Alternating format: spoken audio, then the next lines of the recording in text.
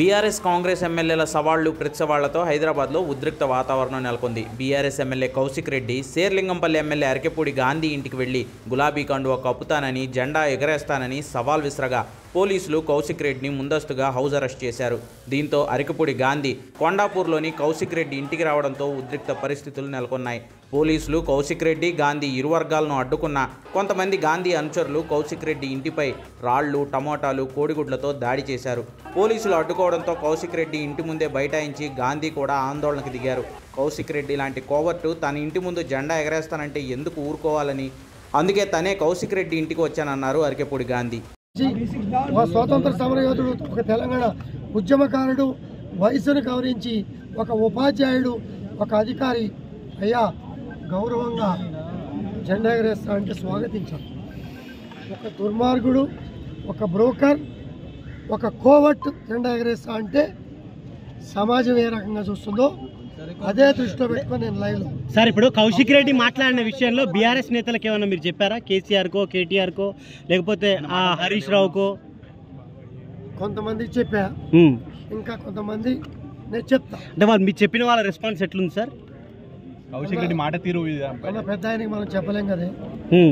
అంటే మీ బీఆర్ఎస్ పార్టీలో కౌశిక్ రెడ్డి ఇంతగా మరి దురుకుగా వ్యవహరించడానికి కారణాలు ఏంటి? మరి ఎందుకు వారించలేకపోతున్నారు? అటువంటి దుర్మార్గుల వల్లనే కదా పార్టీ వాళ్ళ అపోజిషన్ లో కూర్చోవాల్సి వచ్చింది. ఇంతకు మీరు పిఎస్సి చైర్మన్ ఎప్పుడు తీసుకుంటారు బాధ్యతలు? పిఎస్సి పదవికి సెలెక్ట్ చేశారు. అఫీషియల్గా వచ్చిన బులెటిన్ వచ్చిన విషయం మీరు చూశారు, నేను చూశాను. సమయం చూసుకొని ఖచ్చితంగా తీసుకుంటాం. అంటే మీకు చైర్మన్ విషయాన్ని కేసీఆర్ దృష్టికి, కేటీఆర్ దృష్టికి తీసుకెళ్లారా సార్? వారి తరపు నుంచి ఎవరైనా అడిగారా మిమ్మల్ని?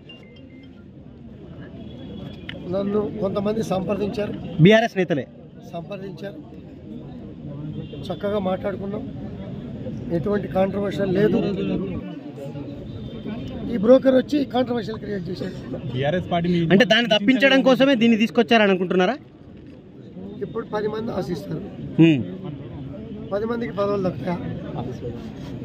దానిలో 9 మంది అసంతృప్తి చెందటం, కొంతమంది మౌనంగా ఉండటం, కొంతమంది అసహనం వ్యక్తం చేయటం అనేది సహజం.